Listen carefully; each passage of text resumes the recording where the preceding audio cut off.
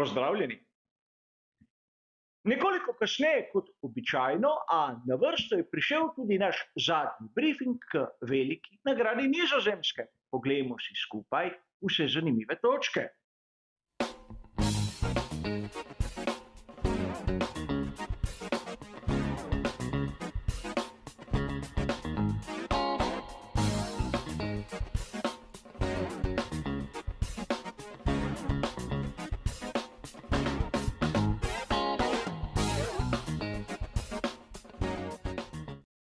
Tudi zadnji brifing velike nagrade Nizozemske bo razdeljen na 3 običajne dele. V prvem se bomo ozrli na vse tisto, kar se je zanimivega zgodilo na kvalifikacijah. V drugem bomo skušali razumeti ritem posameznih voznikov, posameznih ekip.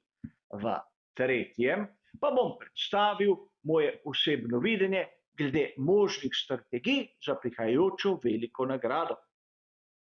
In najprej moramo se ustaviti pri menjavi voznika, ki se je zgodila med petkom in soboto. Po trku na drugem prostem treningu so ugotovili, da je Daniel Ricciardo utrpel zlom kosti v roki. Vskočil je Liam Lawson v zadnjem trenutku. In čeprav je bil na samih kvalifikacijah zadnji, še zmeraj trdim, da bi pravzaprav Liam Lawson moral dobiti priložnost namesto Daniela Ricciarda pri Alfa Tauriju. Vskočil je k ekipi, ki ima po mnenju mnogih najslabši bolid na štartnem razporedu. Drugo presenečenje, ki je bilo negativno, vsaj po mojem videnju, je bila izjemno slaba forma Lewisa Hamiltona, ki je kvalifikacije končal v drugem delu. In že v tistem prispevku pred kvalifikacijami sem nekako omenil, da rezultat Hamiltona bo odvisen predvsem od dnevne forme, a vseeno pričakoval sem ga tam spredaj. A če pustimo ti 2 točki pri strani, moram priznati, da vse druge napovedi so se uresničile. V zadnjem delu kvalifikacij smo videli tako oba McLarena, kot tudi oba Williamsa. In to je lepa popestritev. Seveda Max Verstappen tam spredaj. S premočjo, ki jo vidimo letos pri Red Bullu RB19, in če vzamemo v zakup tudi dejstvo, da gre za domačo dirko Maxa Verstappena, bi lahko dejali nič čudnega. In verjamem, nekdo bo dejal, da Logan Sargent je povzročil rdečo zastavo. Ampak kaj bi lahko dejali o Charlesu Leclercu, ki je prav tako povzročil, da se je ura, ki odšteva čas do konca tretjega dela kvalifikacij, ustavila? Ima morda Logan Sargent prav toliko izkušenj in toliko rezultatov kot Charles Leclerc? Ne. Verjamem, da si je Logan Sargent želel takega rezultata, kot ga je dosegel Alexander Albon, in spodletelo mu je. A konec koncev je to neke vrste polovično opravičilo. Pri Charlesu Leclercu, oprostite mi, ga ne vidim. Verjamem, da za Ferrari proga v Zandvoortu je vse prej kot lahka. A konec koncev videli smo tudi pri Carlosu Sainzu mlajšem, da tudi če bi Charles Leclerc ostal na progi, konec koncev bi se lahko boril za mesto v 3. vrsti. Mnogokrat ste sledilci kritični do mene, če objavim prispevek, kjer kritiziram Ferrari. A po teh kvalifikacijah je kritika upravičena ali ne, se lahko odloči vsak sam. Enkratne kvalifikacije za Georgea Russella. Seveda tako na prvem kot na drugem prostem treningu in tudi tretjem bi lahko dejali, da ni pokazal vsega tistega, kar smo videli na samih kvalifikacijah, in tokrat zares bistveno boljši od Lewisa Hamiltona. In Fernando Alonso je tam, kjer smo ga pričakovali. Torej, nič novega, nič takega, ampak konec koncev tudi ne bistveno hitrejši od onega, kar je pokazal Lance Stroll, ki je kvalifikacije končal na 11. mestu. A zavedati se moramo, da na začetku vikenda se je opravičil zaradi slabosti in se ni udeležil vseh tistih dejavnosti, ki jih organizator pripravi pravzaprav za izboljšati stike z javnostjo. A konec koncev tudi Stroll se počasi približuje formi, ki jo vidimo pri Alonsu. In lahko bi dejali, da pravzaprav zopet je razvidno, kaj doprinese Max Verstappen in česa je sposoben Sergio Perez. In tokrat bi lahko dejali, da pravzaprav tudi pri McLarenu in pri Williamsu so bili bistveno hitrejši od onega drugega Red Bulla. In to, po mojem osebnem mnenju, je izjemno pozitiven signal. A poglejmo si, kaj pravzaprav lahko sklepamo iz tistega, kar je pokazal drugi prosti trening glede ritma. Najprej moram poudariti, da v uvodnem prispevku sem podal vremensko napoved, ki se je do sedaj izkazala za prekleto točno. A vseeno imamo dovolj podatkov, da lahko pridemo do določenih zaključkov. Najprej bi vam rad pokazal, da pravzaprav pri Red Bullu so napravili konfiguracijo, ki omogoča, naprimer Maxu Verstappenu, da je pravzaprav na ravninah in hitrih ovinkih malce bolj spredaj.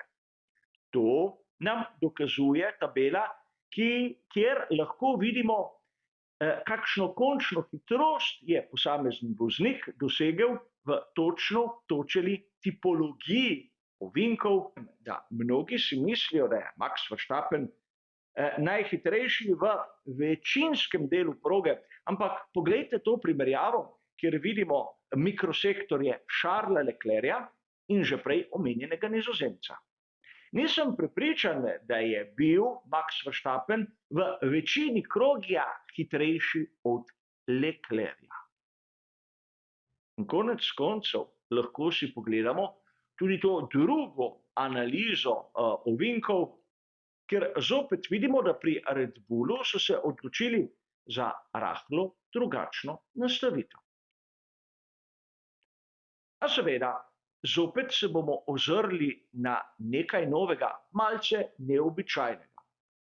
Telemetrijo v prvem, drugem in tretjem sektorju Maxa Verstappena, Charlesa Leclerca in Landa Norrisa. Na zgornji strani lahko vidite hitrost, na spodnji pa položaj stopalke za plin. Ker bi rad vašo pozornost usmeril na podatke, ki kažejo, kako je Lando Norris pritiskal na plin. Vidite, da čisto drugače od Leclerca in Verstappena. Kot da je Mercedesov pogonski sklop v McLarenu bistveno bolj elastičen in vodljiv. A seveda gre za mojo interpretacijo telemetričnih podatkov, ki kot običajno so lahko tudi zgrešeni. A imamo še zadnjo preglednico, kjer bomo skušali razumeti ritem. In takoj boste dejali, seveda Max Verstappen je najhitrejši. Kar je v resnici res, ampak v zakup moramo vzeti še nekaj, da je Max ta teoretično izračunani ritem dosegel na pneumatiki soft. In če to primerjamo z tistim, kar je pokazal Lewis Hamilton na pneumatiki medium, vidimo, da takšne prednosti ni. Večja je razlika med Maxom Verstappenom in Charlesom Leclercem, ker sta bila oba na enaki tipologiji pneumatik. Medtem pri tem prikazu vidimo, da naprimer Hamilton in Perez sta bila primerljiva in oba na pneumatiki medium ter ne tako oddaljena od tistega, kar je pokazal Max. Sicer na dirki bomo lahko videli marsikaj, če se spomnite, vremenska napoved pravi, da bo deževalo tudi jutri. A kljub vsemu, tudi danes bom pokazal, kaj sem sam nekako sklepal za možno strategijo za veliko nagrado Nizozemske. in kot običajno 3 variante. Prišel sem do nekega zaključka, da pravzaprav to veliko nagrado moramo sestaviti iz 3 različnih delov z 2 postankoma. V teoriji bi se dalo zadeve izpeljati tudi z enim postankom, ampak dvomim, da bi zdržali pravi ritem. Po mojem mnenju je najhitrejša varianta tista, kjer se začne na pnevmatiki soft, vztraja približno 18 krogov, nato medium 32 krogov in soft ponovno 22 krogov. Seveda v zadnjem delu je stint daljši, ker je bolid porabil določeno količino goriva in zato se je masa znižala. Če bi imeli težave, bi lahko izbrali drugo varianto, začeti na pnevmatiki soft 15 krogov, nato pnevmatiko hard za 40 krogov in ponovno pnevmatiko soft za 17 krogov. Vidimo, da tisti srednji del je na trši mešanici in malce podaljšan. A vkolikor bi imel kdo res težave, bi zopet lahko začel na pnevmatiki soft 13 krogov, dal pnevmatiko medium za 27 krogov in v teoriji dirko končal s pnevmatiko hard in odpeljal 32 krogov. Tudi ta je kolikor toliko realna strategija in mislim, da tudi ne tako počasna. V vsakem primeru sam menim, da je dirko treba začeti na pnevmatiki soft, kajti tu je prehitevanje dokaj težavno in vkolikor bi začel izgubljati mesta na samem štartu, to ne bi bilo dobro do samega konca dirke. Konec koncev v Zandvoortu pride pogostokrat do raznih nevtralizacij, prekinitev, zato tudi strategija z 2 postankoma menim, da je bila v glavah mnogih inženirjev, ki so pripravljali svoje ekipe. A kot običajno v komentarju si bomo ogledali najprej, kaj so izračunali pri Pirelliju, nato bomo tisto njihovo napoved primerjali s to mojo in na koncu oboje še s tistim, kar so ekipe v resnici pokazale na progi.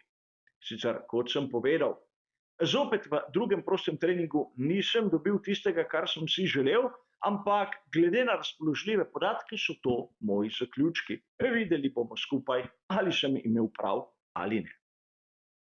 In kot ste razumeli, prišli smo do konca tudi tokratnega zadnjega briefinga. Hvala za vašo pozornost in nasvidenje.